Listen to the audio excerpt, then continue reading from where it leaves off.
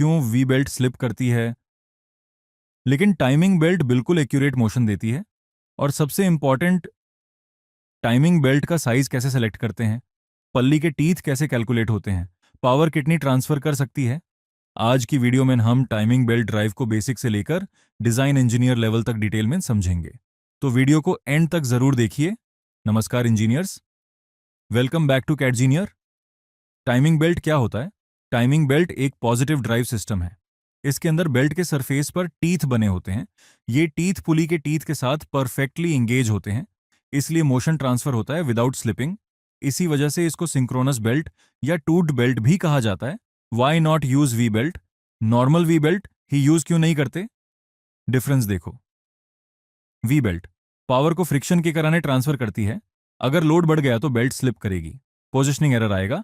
Timing belt teeths engagement होता है, slip almost zero होती है, एक्यूरेसी बहुत हाई होती है। इसलिए प्रिसीजन मशीन में सब जगह टाइमिंग बेल्ट यूज होती है। Main part. First, timing belt या एक फ्लेक्सिबल बेल्ट होती है जिसके अंदर टेंसाइल कोड्स होते हैं। सेकंड, ड्राइवर पुली मोटर के शाफ्ट पर माउंटेड होती है, ये पावर प्रोवाइड करती है। थर्ड, ड्रिवन पुली आउटपुट शाफ्ट पर माउंटेड होती है, ये मोशन रिसीव करती है। Fourth, idler pulley belt tension maintain करती है और बेल्ट रूटिंग इंप्रूव करती है। Belt construction. एक टाइमिंग बेल्ट के अंदर 3 मेजर लेयर्स होती हैं। पहला, आउटर फैब्रिक वियर रेजिस्टेंस के लिए। दूसरा, टेंसाइल कॉर्ड, सबसे important part. Generally fibreglass steel carbon fibre use होता है, ये बेल्ट को स्ट्रेच होने से बचाता है। थर्ड, टीथ पावर ट्रांसफर करते हैं, ये पुली के टीथ के साथ एंगेज होते हैं। Types of timing belts. First, M X L. Second, X L third, L fourth, M fifth, GT2। Sixth, HTD seventh, AT profile. Generally industrial machines में HTD और AT प्रोफाइल सबसे ज्यादा यूज होते हैं। How power is transmitted?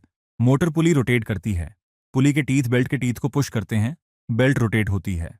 Belt driven पुली को rotate करती है, क्योंकि टीथ लॉक्ड होते हैं इसलिए स्लिप नहीं होती और एग्जैक्ट पोजीशन मेंटेन रहती है। Important design parameters. 1, power motor कितनी पावर दे रही है। 2, RPM motor speed. 3, speed ratio formula ratio equals driven RPM divided by driver RPM। Example, driver speed is 1400 RPM, driven speed is 700 RPM, ratio 2:1:4। Pulley teeth formula gear ratio equals driver teeth divided by driven teeth 5। Pitch, load बढ़ेगा, pitch भी बड़ी होगी। Common pitch 2 millimetres, 3 millimetres, 5 millimetres, 8 millimetres, 14 millimetres. 6, belt with बढ़ेगी तो power capacity भी बढ़ेगी। Example, 15 millimetre, 25 millimetre. 7, centre distance driver और driven shaft के बीच डिस्टेंस, ये बेल्ट लाइफ को डायरेक्टली अफेक्ट करता है। पुली diameter calculation. Pulley pitch diameter formula D equals N times P divided by P, where D equals pitch diameter, N equals number of teeth, P equals belt pitch.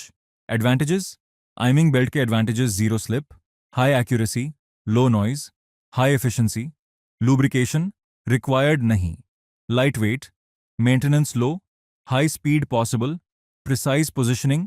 Disadvantages: her mechanism के कुछ limitations भी होती हैं।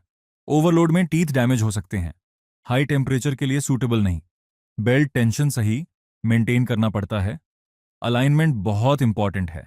Applications: timing belt almost हर modern machine में use होती है। 3D printers, laser cutting machines, pick and place robots, packaging machines, textile machines, medical equipment, automotive camshaft drive, conveyor systems. अगर आपको लगता है कि आज कुछ नया सीखने को मिला है, तो ये वीडियो अपने मैकेनिकल इंजीनियर फ्रेंड्स के साथ जरूर शेयर कीजिए और कैड इंजीनियर को सब्सक्राइब करना बिल्कुल मत भूलिए। Keep designing, keep innovating, keep learning. जय हिंद,